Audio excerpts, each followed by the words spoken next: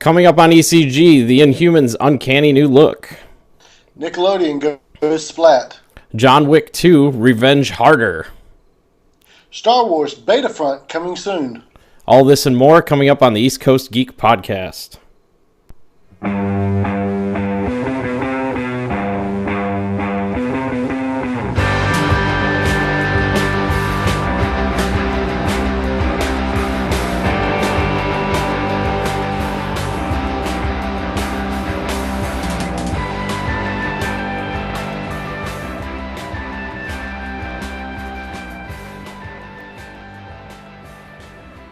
Welcome to episode 38 of the East Coast Geek Podcast for Friday, September 25th, 2015, where we bring you the latest news in comics, movies, gaming, and more. I'm your host, Jeremy. With me, as always, is Opu. How you doing, buddy? Hey, everybody. I'm doing pretty good. I keep dropping my mouse, though. Give me 1 second. I got it back. So what have you been up to, man? So now I'm doing even better. Me, I've been up to... I played a lot of Tomb Raider 2013 this week on my days off because I needed a lot of easy achievements to get ahead of my other friends' gamer scores. And, you know, well, I really enjoyed the game. We talked about it. But one thing that I noticed was that I got pretty much every achievement that I could on single player. And then I decided to jump on multiplayer for the first time in my life since Evolve, I think. Yeah, and try it through there. I heard the multiplayer wasn't that great on that. Well, I can't really tell you if it was good or not because I couldn't get anybody to make teams. Oh, really? And that it made me start wondering: is achievements, multiplayer achievements, are those a little unfair for people that come to the game later? Like, it seems like you'll be locked out of them forever because. Well, you would have thought that with it being free, that more people would have been playing it. That's true, and to be fair, it was like in the middle of the workday because I'm off during the normal person's work week. Right. Yeah, I got you. Yeah, I've been playing more Destiny, lots more Destiny. Multiplayer, and that's great. I can't. Well, isn't it nothing but multiplayer? What's that? Isn't it nothing but multi? Mostly. Yeah, the MMO thing, yeah. Yeah, it's got plenty of the regular multiplayer as far as the MMO aspect goes with the PvE, but the PvP, man, it's actually a lot of fun. Like I said before, it's the mix between the powers and all that. It changes everything up a bit, so. Have you tried any actual role-playing in there? Do you have, like, a character with a personality? I have those sweet emotes that I got. They made the big deal about that. oh, that's right. Yeah, that was one of those big things. Do you ever use them? No, not really. Okay. Yeah, it's not the main focus of that game. It doesn't have any bearing on it, so. But well, I don't know what to say. I haven't played Destiny yet, and I'm terrible at those games anyway, so I can't say much on them.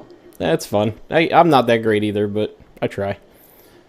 So, what was that? Oh, nothing. I was going to say A for effort. But yeah, effort there you go. With an I. Yeah. What? No. The Baltimore Comic-Con was this weekend. Or is this weekend, my bad. Yeah, I think it's starting today. Yeah, it started today. There was a discount on Friday tickets, like 10% or something like that. Oh, 10% I thought they were off. going to be free. I could afford that maybe. Right. Yeah. What's this other thing that was this weekend? What's AWA? AWA? The Anime Weekend at Atlanta. I don't know what the acronym means. Oh, great. It's something like that. It's in Atlanta, it's anime, and it's the weekend. So you figure it out. I'm not here to spoon feed everybody. Right? Great. I'm like a tutorial. Great. Anime Weekend Atlanta. That's exactly what it is. There you go. See? I said it right. I'm smart. So if you're in the Atlanta area, don't forget to check that out this weekend if you're looking for something to do. Yeah, I do have some friends near there, so hopefully there'll be plenty of cosplay pictures and stuff, fun stuff. I got you. All right, well, why don't we move into the news? I guess. All right, the first thing we got, the Batmobile is now a copyrighted character. Don't you find that interesting? That first of all, I thought it was copyrighted long ago, but You'd think so, right? I mean, they copyright everything nowadays. That's pretty much, and fun fact, DC and Marvel both own the copyright to the word superhero in capitals and with a space in between. That's odd. Yeah.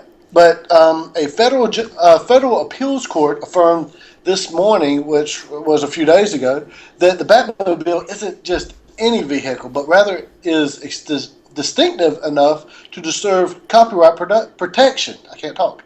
The Ninth Circuit Court of Appeals handed DC Comics another victory in its 4-year legal fight with Mark Talley?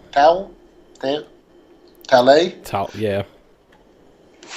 Whose California-based Gotham Garage manufactures unlicensed replicas of the 1966 and 1989 Batmobiles. That would be the Adam West Batmobile and the Tim Burton, Michael Keaton Batmobile, if you're bad with your dates. Which is the one that's on the screen. Yes. That was a good Batmobile. I really like that one. Heck yeah. It's my childhood right there. Oh, yes. And like in the second one where it split off, it looked like a train. Yeah. Oh, that was cool. Yeah. But in addition to its status as a highly interactive vehicle equipped with high-tech gadgets and weaponry used to aid Batman in fighting crime, Judge Sanda Ikuta?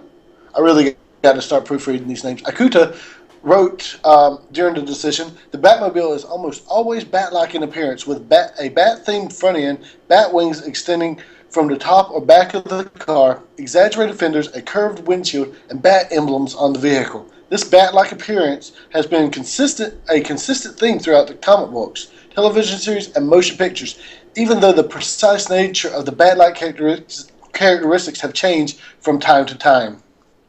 I guess DC. Oh, go ahead. Go ahead.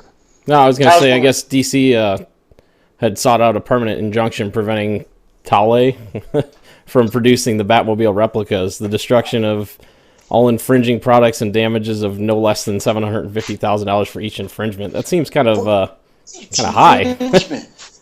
To each one? Well, look at this. Each of his replicas sold for as much as $90,000. So they're getting, like 5 times what he earned on each one? That's more than that almost, right? I don't know. I'm bad at math. Probably about 8 times. It's like 9 times 7? Something like that. I'm not doing the math. That's ridiculous, though.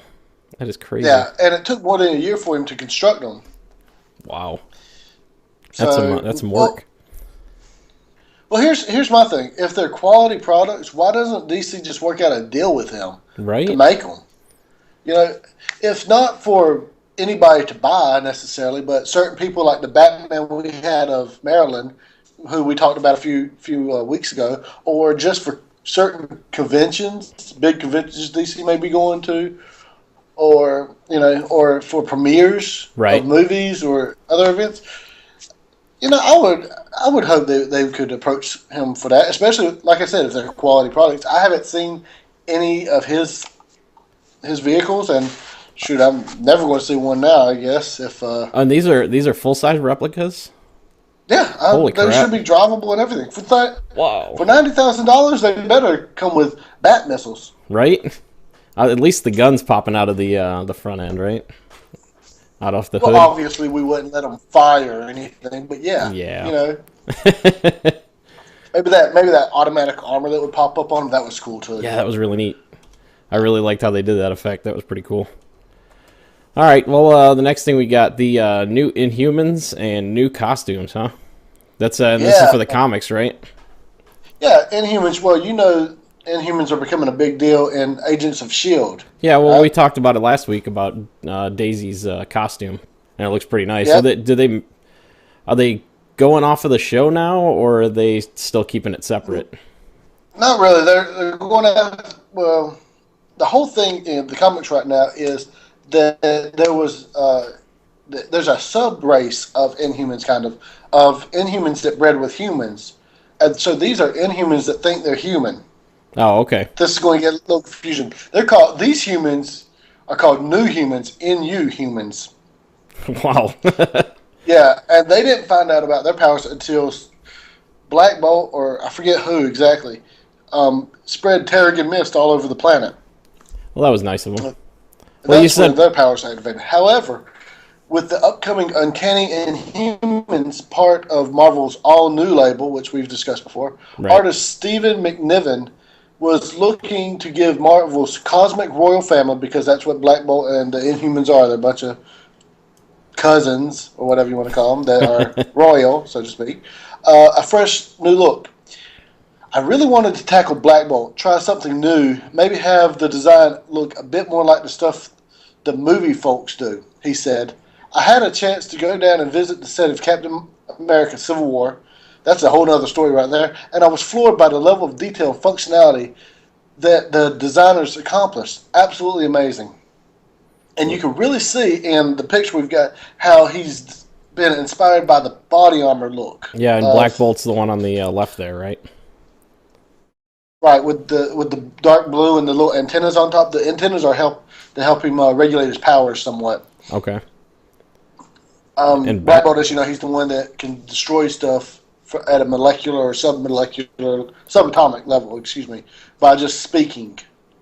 Oh, yeah. He's also super strong. He can fly like Mach 2. Yeah, I see he's got bat wings for flight, I assume. Yeah. And some other versions of the costume show them, they retract short for combat and go longer for flight. Oh, that's cool. Yes, I'm really liking how comics are becoming a little more armored while still keeping the stylized and skin tight look. Right. They're it's like the best of both worlds, and he's been really loyal to the original outfit with the stripes. Right. And on his left or right, that's the Human Torch, who has joined the Inhumans. I believe the Thing is currently with the Guardians of the Galaxy. And not only does he get a new look, which gets really far away from the blue uniform with the big 4 in the middle. Right. I'm loving his design. It's just something different. I like the flame symbol. I think that's really neat. Yeah, it looks neat. That's funny too. Apparently, I'm sorry. I was gonna say this funny. They're starting to spread them throughout the comic series. And they can kind of just do them as if they actually incorporated the movies with the comics, they'd kind of be like, yeah. And then the Guardians of the Galaxy had a side adventure with the Thing, and then he disappears again for the movies. Yeah, they're exactly. really... For any movie-based comic arcs they may have, they could totally do that with, or just have it as adaptation expansion.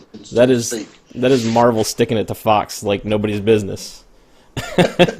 Oh yeah, Fox, between what they've been doing with the mutants and the Fantastic Four, yeah, Fox has not had a good time on the comic side of things.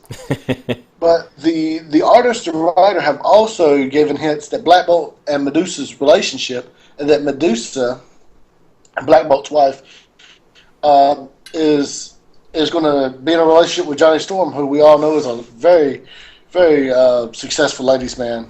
For those who don't know Medusa, her main power is she has super strong prehensile hair. It's red hair, and it goes like all the way down. It's like 7 feet long. It's insane.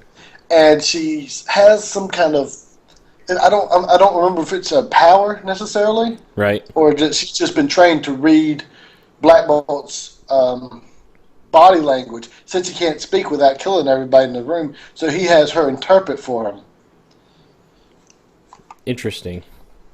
So, but I think we don't have the images up, but if you see his extra comic panels, it shows Black Bolt doing hand gestures, which I think is going to be really neat. Well, we'll have to throw that up on the Facebook page so everybody can see that. All right. Yeah, definitely. And then the last thing we got for the comics, you want to go ahead and take this one? Oh yeah, Mighty Morphin Power Rangers. We've discussed this comic. They finally announced when it's going to debut, which will be in July or January. I'm sorry, jeez, I ruined that. Just cancel the podcast. No, last June, Boom Studios revealed that they had partnered with Saban Brands, and would begin publishing the Mighty Morphin Power Rangers comic. They've announced the series writer, Kyle Higgins, who's known from Batman Eternal and Nightwing, as the series writer, with issue number 0 scheduled for a January release. Issue number 0s are usually like little prequels or teaser trailers, kind of, right? Depending on who releases it. So it's not necessary to see 0 before you get 1, but you want to. The artist will be revealed at a later date. Hopefully, we get the same level of art in the comic as we do on these covers. If you see there with the Red Ranger, it looks absolutely amazing, doesn't it? I love the reflection of the Zords. It would be neat to have that framed and put up on the wall. That's a nice panel.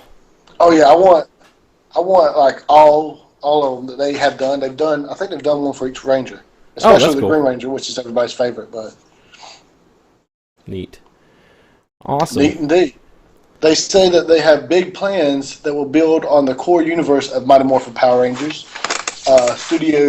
Boom Studios editor-in-chief Matt Gannon said, he said in the previous statement, he can't give away too much just yet, but the story they're kicking off will be vast in scope.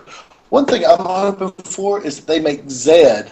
Remember Zed, the guy that with like the metal skeleton armor and the like no skin? Yeah. I hope they keep him. Like they don't turn him into the goofy character they did in the cartoon or the TV show, because he was changed from being the terrifying presence that he was to what he was in the show, because moral guardians were afraid that he would scare kids. Oh, great. That's funny. Yeah. Well, I guess as good a reason as any. Yeah, I found out that happens a lot. I've been doing research on Reboot lately. Oh, yeah. It's amazing how much the censors stepped on their throats when they were trying to do stuff. No, that's no good. All right. Don't censorship art, people. All right, let's go ahead and move on to the movies.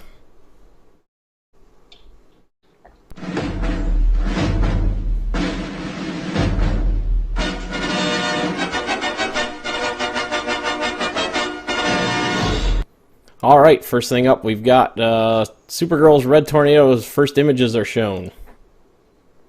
And what do you think, man? Already the heavy sighs. Well, for one, I'm glad to see the guy that designed the new Fantastic Four's Dr. Doom outfit is still being employed. It's like, yeah, Red Tornado has its own unique design in the comics, but that Vision design, which now you can see from the movies, was really cool. Let's just steal it and spray paint it.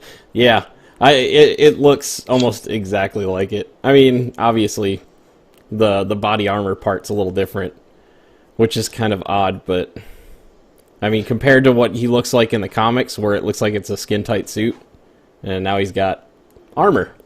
And a red T in the center. Well, why not brighten up the yellow at least, Yeah, instead of making it gold. Yeah, I understand that certain colors don't look good on screen, but this just looks dirty and sloppy.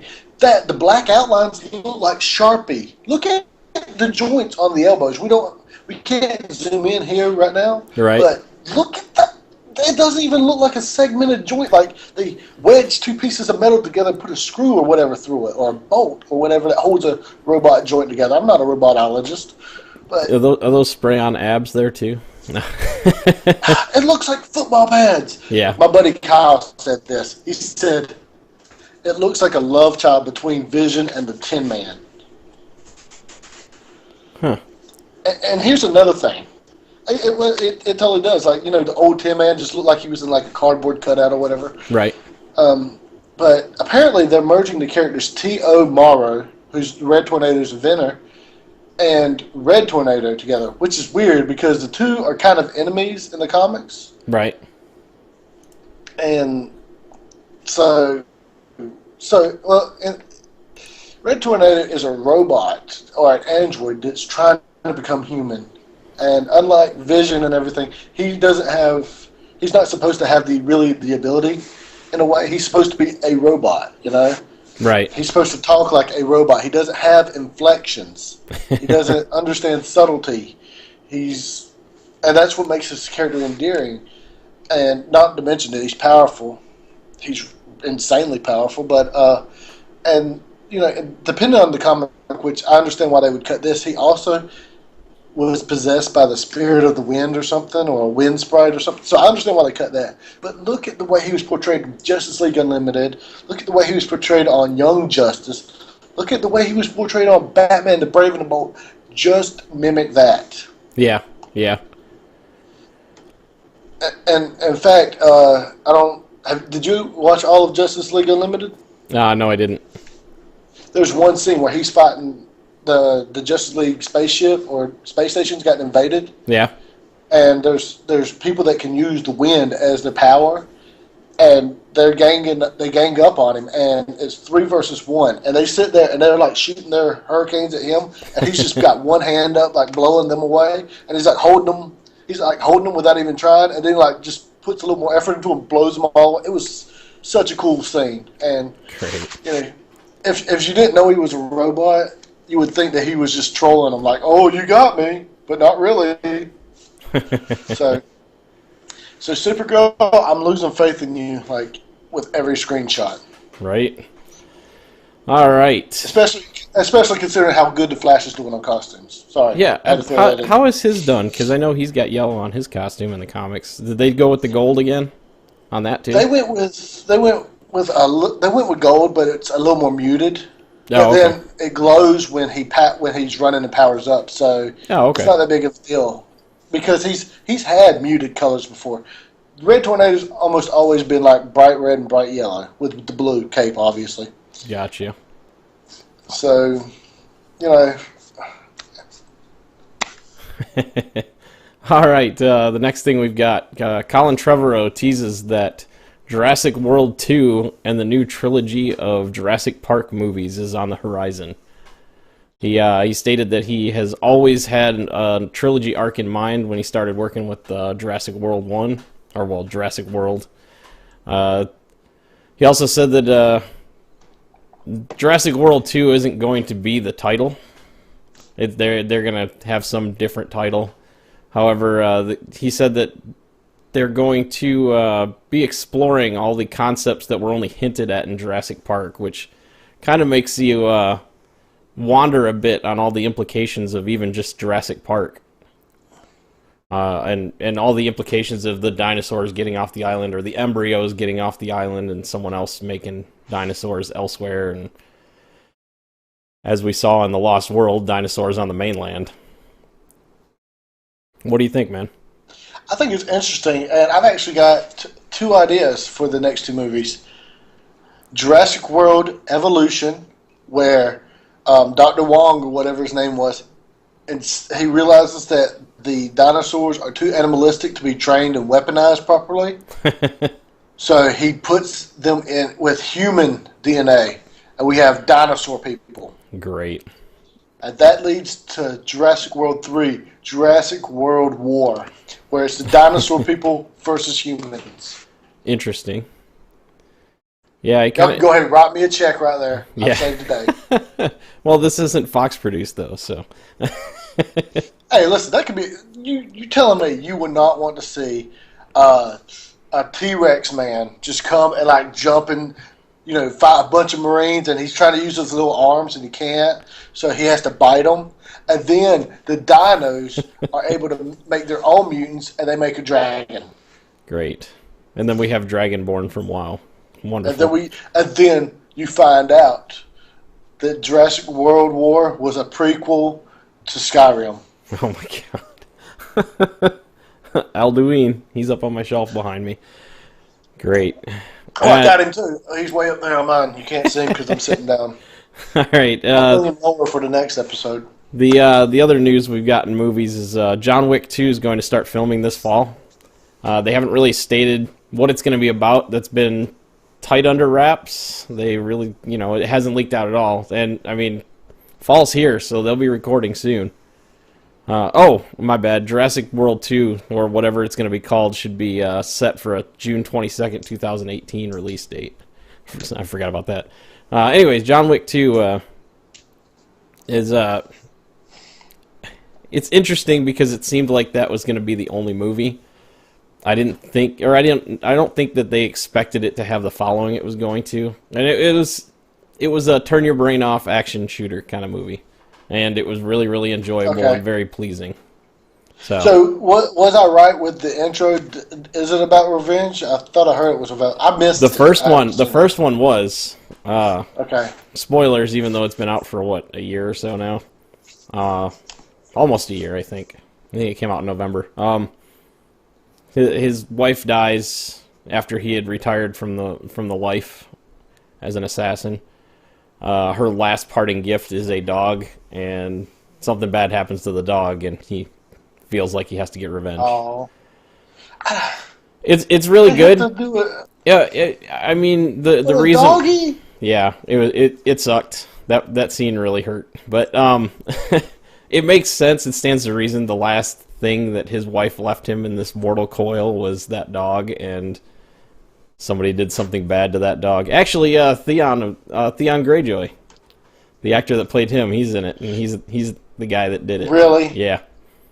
Of course Theon would do it. He still hasn't learned his lesson. Right? But otherwise, the rest of the movie is incredible. He is very, very, very accurate and good at what he does. There's nothing more to say about that. So.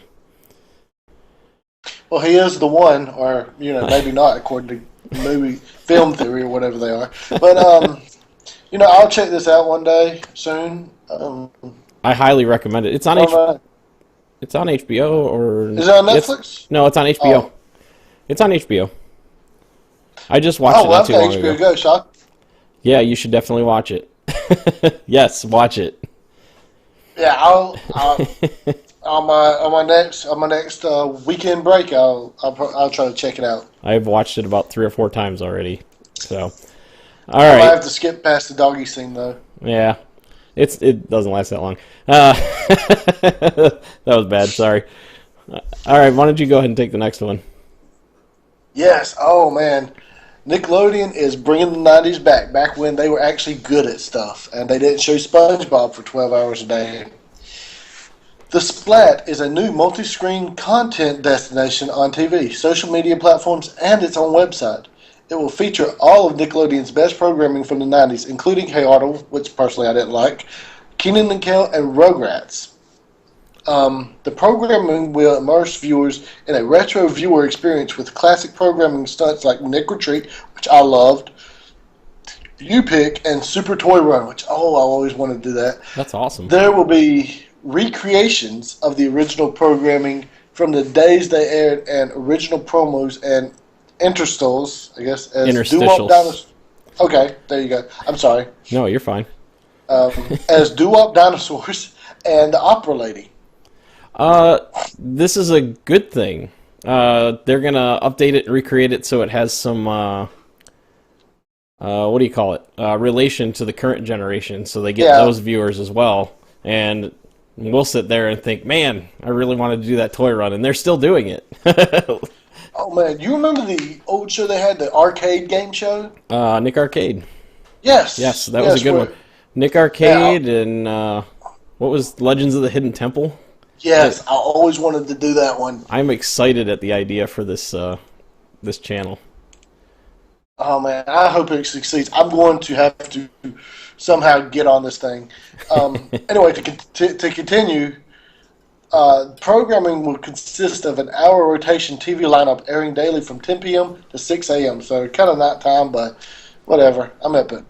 The Splat.com will be launched as a fan-driven site built around social media conversations featuring an all-new emoji keyboard that has Splat-branded emoticons, stickers, and GIFs or GIFs. Which one do you prefer?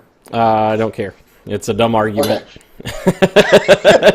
It's the Center for Captain America Civil War. We've seen that. Yeah. So. We have been listening closely to our first generation of Nick kids that are craving the great characters and shows they grew up with watching Nickelodeon in the 90s, says Seema Zargami, president of Viacom Kids and Family Group. We designed the Splat with fans and their requests in mind, which means we're bringing together these beloved series at a high level of digital engagement to give fans a retro media experience that they can't get anywhere else. That's really, really neat.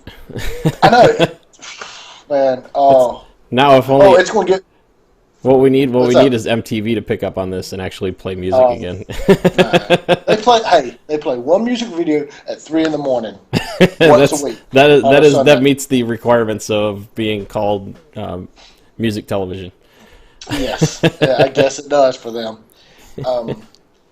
Each week of October, so it's starting in October 1st, I think. Starting October 12th. I'm sorry. October 12th. Yep. We'll have the theme being the first. We'll have a theme. Each week we'll have a theme. The first being First Time for Everything, which will feature the first 2 episodes of fan-favorite animated and live-action shows. Starting October 12th, Rugrats Reptar Takeover begins, highlighting the best episodes of Rugrats with Reptar. Then, October 19th marks Hey Arnold, live from the Stoop, with Stoop Kid-centric episodes. And finally, Nick Retreat will cap off October, where viewers can call in. Call in and select a door from a choice of 6, each with a different episode behind it. That's neat. The Splat launches Monday, October 5th. On October 5th, people, at 10 p.m. on Teen Nick. I want Are You Afraid of the Dark? Yeah. October, people, come on. There's Real Monsters. I think there's some of that on Netflix, though, right? You can watch all those on there. Well, I've got 2 seasons I bought on iTunes that I watch all the time. Yeah, well, you better, because one of these days you won't have access to that anymore. What I did is I took all of my songs and stuff. I've got them on a secondary hard drive, so they can't come and delete it like they like to put YouTube albums and crap on there. Yeah. All right. So. Well, that sounds like fun. I'm pumped for this. Yeah. I wish I had a kid so I could sit them down and be like, watch and learn what quality is. All right. The next thing I'm excited about, Hugh Jackman says Tom Hardy should replace him as Wolverine. That's a big boost of confidence that somebody thinks that this younger actor could take his place. I was wondering about that. I was like, he says a younger actor, but he's only 10 years younger. Yeah. Like, Tom Hardy's like 32 or 36, and Hugh Jackman's like 43. 47, isn't he? 47. Something like that. Know. He's in his 40s. Huge Jackman. He is he's 46. See, I was close. I was closer. I said 46. He's gonna be 47 in October. So this is 2 weeks in. We're both right. Yeah, so this is 2 weeks in a row that Tom Hardy's been in the movies and TV section for us. First, everybody wants him to play as James Bond, and now Hugh Jackman thinks he should he should take the reins from him as Wolverine. Yeah. Which one would you prefer him as? Both? Can't I have my cake and eat it too? Yeah, I mean, I guess as long as there's no scheduling conflicts. But the guy's played Psychopaths before. And he seems to be a very physical actor, from what I've seen. Yeah. Well, you just got to watch Mad Max, man. Yeah, so, Mad Max, he was Bane, correct? Yeah, he was Bane. He was Bane. He's in that upcoming biopic, Legend, which looks really good. About the criminal underground in London back in, the 60s. Oh, yeah. That looks really good. Where he's playing the twins, it looks really good. And it's such a difference between the two characters that it really shows his range. He could certainly, and this picture, they did a really good job of putting his face over Hugh Jackman's for this. It totally works. Yeah. How would you like it? How would you like the new Wolverine to be? Well, if they are you talking like a reboot? I would rather not have a reboot. I would rather they just. How would you like him to play Wolverine? Hugh Jackman played him as more of a snarky, like kind of world weary, which Wolverine is, kind of guy. Yeah, well, he's been all over the place in the timeline. I would like a more... Very true, very true. I would like him to play a more, Tom Hardy is like 5'7", 5'8", 5'8", 5'9", something like that. Hugh Jackman's like 6'3". I would really like Tom Hardy, if he picked to be Wolverine, to play a more squat, animalistic Wolverine with bulky, ugly muscle, not that really toned, jacked, ripped Hugh Jackman look. I want him to look like a guy that's been lifting tractor tires for all of his life, or doing lumber work all of his life, and he's thick, kind of like how he was drawn in Hulk versus Wolverine. Well, isn't that how you wanted him to? Was nice and short, because Wolverine's short in the comics, right? Yeah, Wolverine's only like 5'3" in the comics. Lately they've been drawing him taller, but yeah, he's a runt in the comics, and that's how I would like him to be played more like that, as opposed to the Hugh Jackman type, which is tall and lean. Wolverine is a brutal fighter. He doesn't mind. He doesn't like to, but he doesn't mind taking shots in order to get in there and gut somebody. And I would really like more like they did to Wolverine, more of a bloodbath movie with him. Of course, they can't do it with all the X-Men movies, but any Wolverine solo movies I'd like. Right. Drop my mouse again. Good Lord. Quit playing with it. So what about you? I don't know. I'm only using my thigh. I think, I don't know. I just think he can pull it off. I guess I have no good input, because I don't know how he would play it. I'm sure they would probably try and keep close to what they currently have, but I guess it remains to be seen. Or even if he'll even think about it.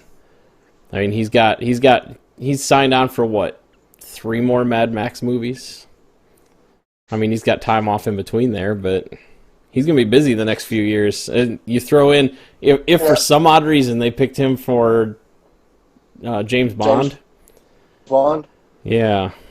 That really tightens up the schedule, because they're doing those every, 2 to 3 years? Yeah, well, fortunately with Mad Max is that, unlike some of the other movies, they can't crank them out back to back, because they have to actually build everything for Mad Max, and that takes a while. Yeah. As opposed to just CGIing everything. Hey, well, good on them for that, though. Oh, no, I'm not, trust me, I'm not naysaying them. I'm just saying that would be fortunate for us, that there'd be plenty of gaps in between them for him to do other things, so to speak. And, of course, I guess, he does have a girlfriend, wife, and daughter, or child or something, so maybe he wants to be a family man, too. I don't see why anybody would want to do that. Yeah. All right, well, let's move on to the last thing we've got. This week, there was a couple of premieres so far this week. I partook in a few of them and refused to watch another. That one I refused to watch was Heroes Reborn. I was pissed about how it went the first time around, but what can you do? It was the writer's strike, and they got screwed.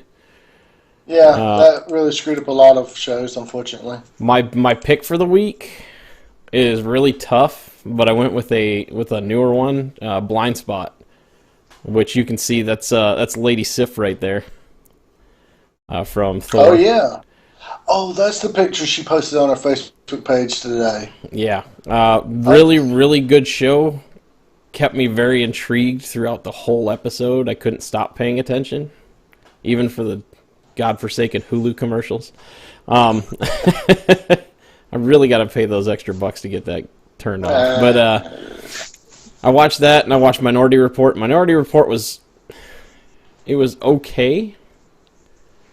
I don't know. It doesn't feel right.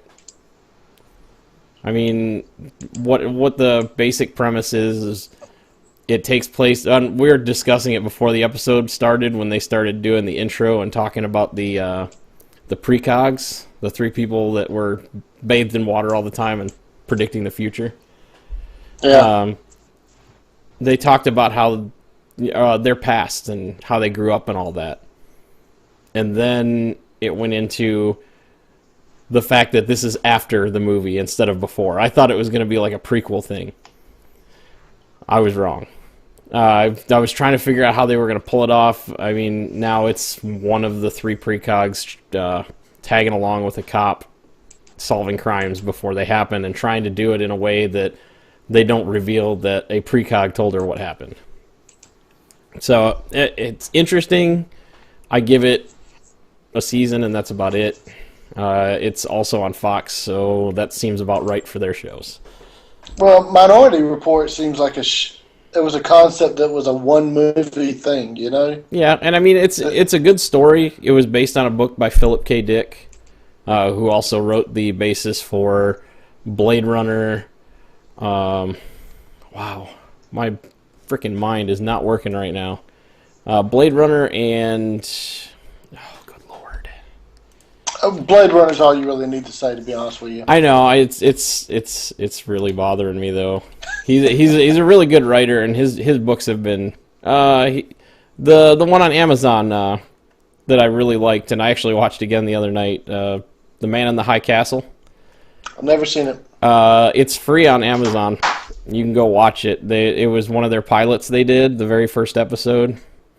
They tested it in January, and it fared well, and it's getting a season coming here in November, I think, November 20th. Let's see. He did The Man in the High Castle, do Android's Dream of Electric Sheep, which was the basis for Blade Runner, and A Scanner Darkly. He wrote that back in '77.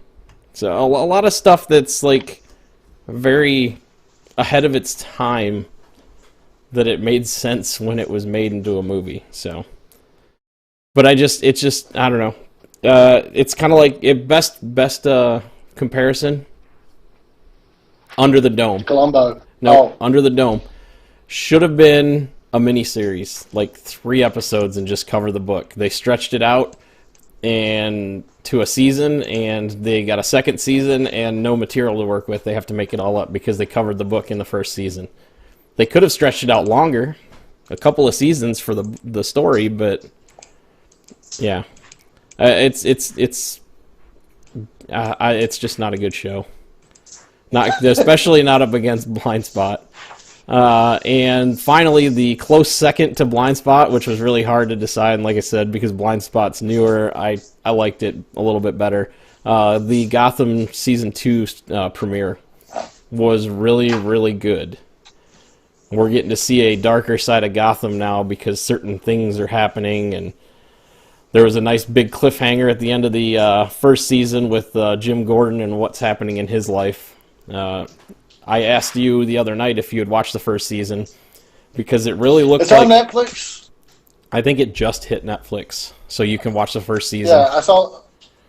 I might try that again this weekend. I got a lot of stuff I got to catch up on. It's good stuff, but the way they've got a certain character acting in the beginning of the second season, it's almost like she's a pseudo Harley Quinn, and it's not actually Harley. You know what I mean? It's a different person, but it's crazy, man. You gotta watch it. You gotta let me know when you're done with it. But very good first episode for the second season, and sets up a lot of good stuff for the future. So that's all I got for this this new shows this week. So there is one more. This week. It was The Muppet Show. Oh, The Muppet Show. I forgot about that. I haven't gotten to watch, but I've heard it's hilarious. And did you hear that the 1 million moms was protesting it because it was pervy? And apparently they don't realize that the original Muppet Show was kind of made for adults as well. Yeah. So...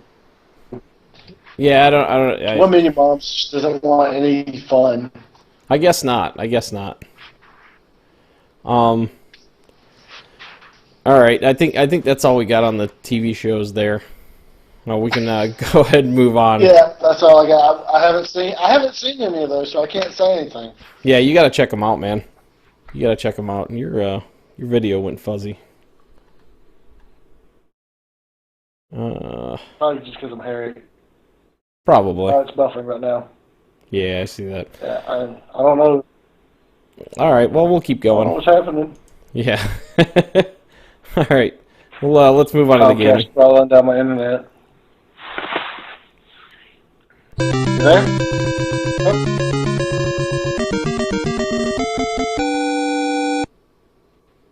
All right, you good now? Yeah, you look better. I think I'm good. Yeah, you look better now. All right. Technical difficulties with Skype. It's awesome. Skype and Comcast. Good Yeah. combination.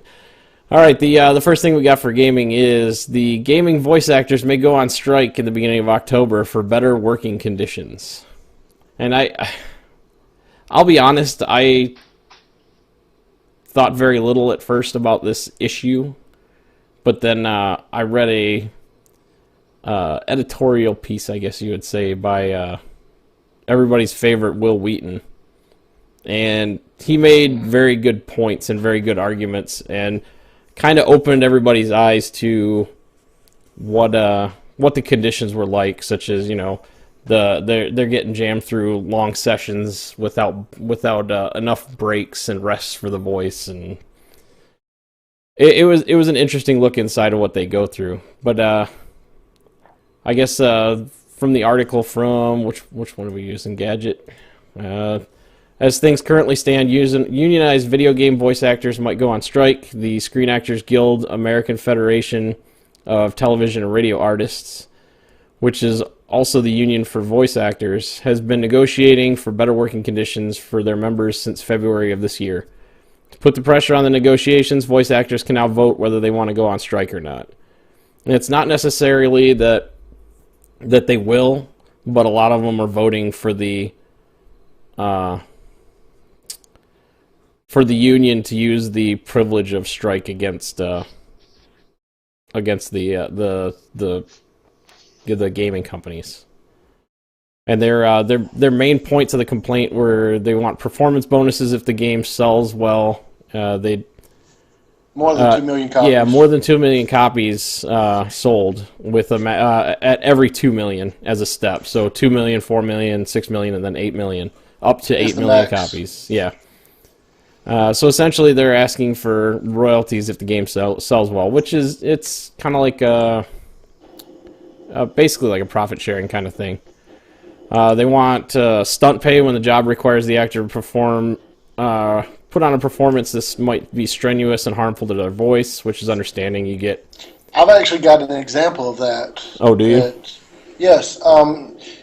If you want to hear good commentary from voice actors, watch the Futurama director commentaries, because they use John DiMaggio, Billy West, and all them. They let them do most of the talking. Right. And Billy West during season 2 or 1 of Futurama he was discussing when he did a Popeye movie, a little Popeye short. Mm-hmm. And doing the voices of Popeye and Pea-Pie and everybody, because he it's actually all had grainy. to go home and drink honey to soothe his voice, because he had lost the ability to talk because he was doing the Popeye voice all day. Yeah, and it's all so grainy. It's actually extremely physical. And another good one is which it's on YouTube, watch the video of the Dragon Ball Z actors when they have to do screaming, especially Goku, and just watch how long he holds a scream for when Goku's powering up and how red his face gets. So it's very physical, surprisingly. I wouldn't have known if I hadn't heard it and seen it for myself.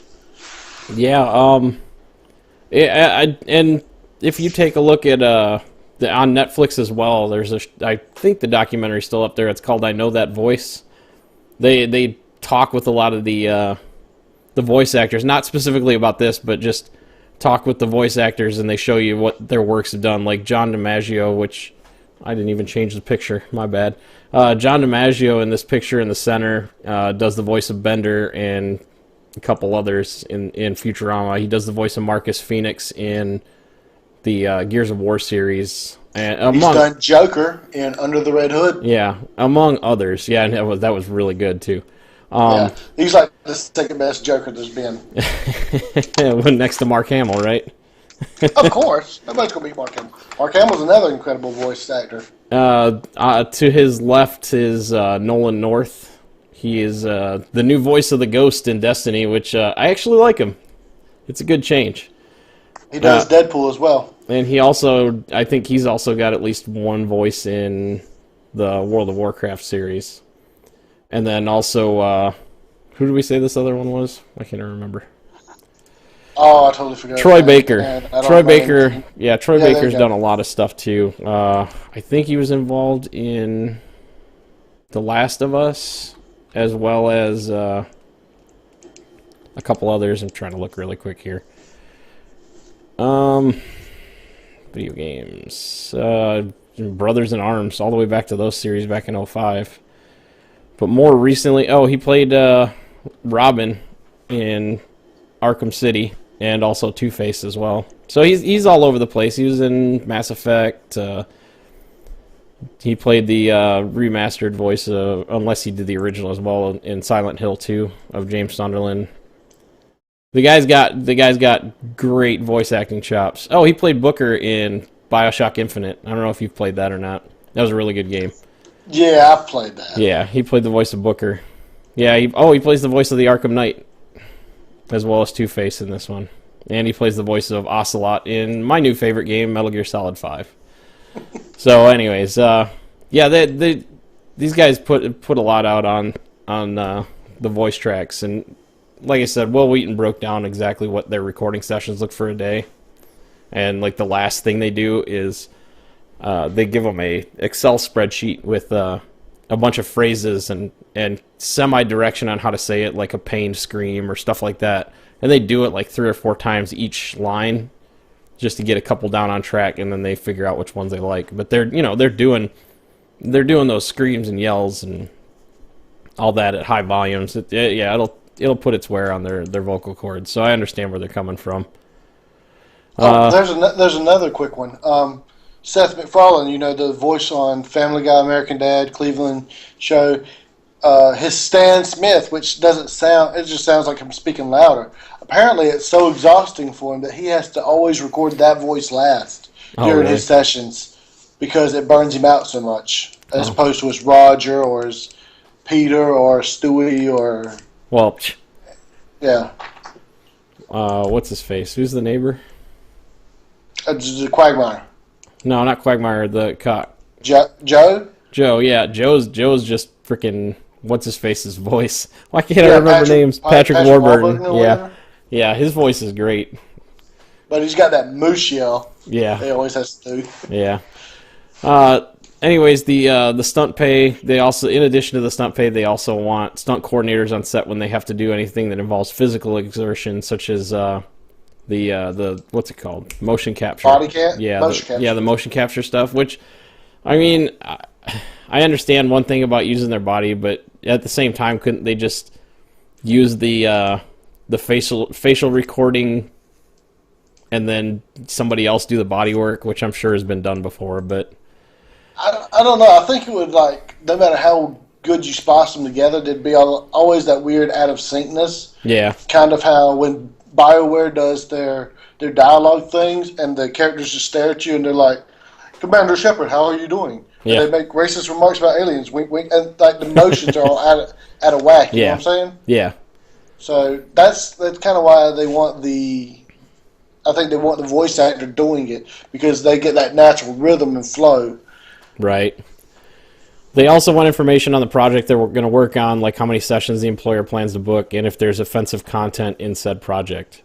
Which, that's kind of a difficult place to be in, because the companies don't want these guys accidentally letting slip what's going on. I mean, if somebody's working on a sequel, they obviously know what they're doing, especially if they see, the lines and kind of put 2 and 2 together. But I guess some of the newer projects more specifically, but it's kind of a hard place to be in. That'll be something that'll be interesting to see how that goes through negotiations.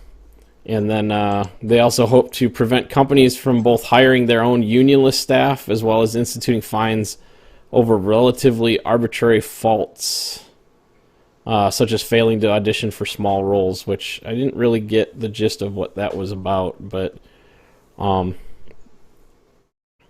yeah, I'm not. I guess if they want to, what do you want to call it? if the video game company wants to just use somebody for like a very small part that has like 1 or 2 lines, I guess they want to be able to have a crack at that. So yeah, instead of just having somebody within the company just voice a couple of lines. So the vote closes on October 5th, and will determine if the strike will ensue. Like I said, cleared up through the other articles. It's not for sure that they're going to strike. It's just that the union wants the ability to use that as a bargaining chip. So, which I really can't blame. I would have put a 5th thing in there. Don't hire celebrities to do voice acting, and when they give really crappy deliveries, where you give really quality. Like, what's his face from Fallout New Vegas? The guy from Friends. David Schwimmer? Not him. Matt LeBlanc. Not Matt Blanc. The other one. The smart ass one. I can't remember his name. I got 2 out of 3. I got 2 out of 3. Yeah. They hired him to be like one of the main villains of New Vegas, and he just gave the weakest deliveries because, he's not used to voice acting, unlike the others who they're saying, okay, give this line, and this is what you this is how the inflection, and he just sits there and reads it off like it's nothing when, they give some kind of personality to it. Matthew Perry was the one. Matthew Perry, yeah. Yeah, that's right. I do remember that now. Even Peter Dinklage. I don't know if it was just bad direction or what, man. Well, and it was really weird lines. Yeah. There was a wizard on the moon. That wizard came from the moon. That's my favorite one, though. I kind of wish they would have kept that one. I need to find a soundbite so I can just keep that one. That was probably his best line. Everything else was kind of emotionless. But I just want to see what his face was when he saw that. And he's like, really, fellas? Yeah, really? Right. Go ahead. Oh, I was just going to say some well-known voice actors like Xander Mobus, who is the announcer for Super Smash Bros. For 3DS and Wii U, Steve Bloom, who we all know as Wolverine, Spike Spiegel. Who else did he do? He did Vincent in Final Fantasy VII, the Advent Children. Yeah. And he's done tons of video games since 1995. They both have expressed their support for the strike using hashtags like Performance Matters and I Am On Board 2015. And trust me, we will keep you covered if they do decide to strike or weaponize strikes or whatever. We'll know in a week or so. Right. All right, why don't you go ahead and take the next one? Yes. Star Wars Battlefield Beta is coming in October. I'm not excited. I don't know if I'm excited for this. I feel like I've lost some of the love for it at this point. I mean, I understand, and they've come out and said that it's going to have dedicated servers, but I wonder how true that is. Battlefield's been trying to get away from dedicated servers for a while because it's a quote-unquote mess, but I don't know. We'll see. Well, the beta will be available for PlayStation 4, Xbox One, and PC via Origin. Via Origin players between October 8th and October 12th. So that's a very short window of 4 days. I guess maybe I'll try it. I'll be off that weekend. Yeah, I mean, if it's a free beta, so yeah, I know. Always delete it. I guess that's the best thing then, to just try it out and see. Yeah, the beta will let you experience 3 modes spread across 3 iconic planets, including Walker Assault on Hoth, because there's always a Hoth planet battle. The epic 40-player battles as a rebel to destroy the Empire's onslaught of AT-ATs by calling in Y-wing bombers, or side with the Empire and protect your walkers while utilizing their mighty weaponry to crush the rebel objective. Then there's Drop Zone on Solus. Escape pods are crashing down, and you and your team must fight to control them. With its frantic 8 versus 8 matches, Drop Zone is sure to put your combat and strategy skills to the test. And it's worth mentioning that Solus is actually the planet that's featured in the new movie. Oh, So that's the first view we're going to have of the planet before we actually see the movie in December. So, well, there's your reason for the beta right there. yeah. Then you got survival mode on Tatooine, play alone or with a friend via co-op, or split screen as you battle to hold off waves of Imperial forces, including AT-STs, TIE fighters, elite stormtroopers, and more. See, I kind of like that kind of thing. That's neat. That does seem neat. Only two people, though. Yeah, I know that sounds like me being greedy, but, you know, what's the difference between 2 and 4? I mean, Gears of War was able to do it pretty well. I'm a big fan of Horde mode, and I'm trying to remember what the newer version of it was in Gears 3. But anyways. So, well, in addition to the Star Wars Battlefront beta on the 3 systems, you will also get a chance to try out the the Star Wars Battlefront companion experience, available during the beta only at www.starwarsbattlefront.com. The Star Wars Battlefront companion experience features the strategic card game Base Command and lets you earn in-game credits that unlock star cards, weapons, and more in Star Wars Battlefront. In addition to Base Command, the companion also lets players check out game stats and progression, customize loadouts and appearance, connect with friends, and more. The game launches November 17th of this year, I can only assume. Yeah, this year. Right. Like I said, about a month before the movie releases. So. Yeah, and it's like a week after Fallout 4, so good luck to them. Yeah, I'll be busy with that. If I get Battlefront, it'll be a while before I get it. Maybe I'll catch it on a sale or something during the holidays. Yeah, that's the only way I might get it, unless it comes out and there's like just amazing reviews where like you just poop your pants from excitement because I mean Fallout 4. Right. I would have pushed my game back till next year because Fallout 4 is coming out. Right. People aren't going to get till it's next year. But then again, there are people that don't like Fallout 4 or Fallout in general. Yeah, all 3 people out there. Yeah, all 3 of them. All right, let's go ahead and do the last one here. Yeah, you want to take it? Ugh. Or you want me to? Go for it. You got it.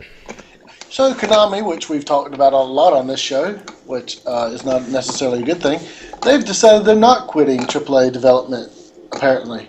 Less than a week ago, which we've discussed. I was gonna say, like we said, we reported that as a rumor still. So that is true. We did put in the rumor warning. So if you took that as fact from us, it's not our fault. So, but now this is a fact until they change their mind again. Hey, I've got a new sound for that too, by the way. Oh, go ahead. From now on, we'll preface our rumor segments with that sound. So that makes me think of Genie when he was saving Aladdin from drowning. Yeah, there you go. Yeah, I remember that.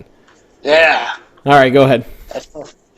Anyways, according to Nintendo Life, they were told by Konami, I can promise you that we're definitely not leaving Metal Gear behind or anything like that. I know some blogs were claiming that online this morning, which was a few days ago again, but I'm not really sure where they'd be getting that from. We're still definitely working on console games and franchises such as Metal Gear, Silent Hill, Castlevania, PES, and all the rest. Kind of rhymes. The statement came from Konami customer support rather than a member of the PR team, which is kind of weird. Right. But then they have previously stated that the panic over the company purely focusing on mobile is unfounded, saying, our aim is to continue to build up a comprehensive portfolio of console, arcade, and card game titles for each IP, while also making the best possible use of the mobile devices that accompany our customers in their daily life. And your pachinko games, right? You cancel Silent Hill for a pachinko game. What about that, Konami? You failed to mention that in your crappy little PR bandage. Yeah, and the reports are coming in wide. There's people. Somebody actually put in a support ticket to Konami asking this exact question, and they basically said about the same thing. There's no way we could leave Metal Gear and Silent Hill behind and all that, but That's not what we got from the last Silent Hill pre-release. No, So that game. Now, if you had put both that game up against Fallout 4, I would have said Silent Hills, what they were going to release to us. right. Probably, if they came out on the same day, I would probably say Silent Hills would have won. Because even as popular as Fallout is, especially as it's been growing over the last few years and all the hype behind it, I Right. think the Silent Hills, just the PT alone was enough to beat it. Right. And they just canceled that game out of spite. Yeah. We'll never know, I guess, but I mean, for all we know, Kojima went and pooped on the president of Konami's desk because he is crazy. Metal Gear proves that he's insane. I mean, it's crazy awesome, but he's still crazy. I'm trying to imagine what that would look like in anime. I'm sure there's an anime out there that has something like that. I'm not going to search for it. You can search for it. No, it's all good. It's all good. I just figured somebody draw it up. Yeah, at this point, I kind of just want them to sell off their IPs. Let them stick to their pachinko games or their mobile games or their card games. I want somebody that actually cares about the product and their workers and their customers. Right. And Konami doesn't seem to care about any of that. They just care about the bottom line, forgetting that in order to make the money, you've got to appease those 3 steps. You got to respect your product, you got to respect your workers, you got to respect your customer. Yeah. All right. Well, I think we've beat Konami to death over the last few weeks, so. And I will continue to do so as long as they keep doing stupid things. All right. Well, what do you say we get out of here? I think that's enough for tonight. All right. Well, that's all we got for the night. Thanks for listening, and please give us feedback on our episodes on iTunes, Stitcher, and anywhere else you can get our podcast from. You can contact us at ECG_podcast on Twitter, at our Facebook page, www.facebook.com/ECGpodcast, or our email address at ecgpodcast@gmail.com. Also visit us at our webpage, www.stasisgeek.com. That's STASISGEEK.com. COM.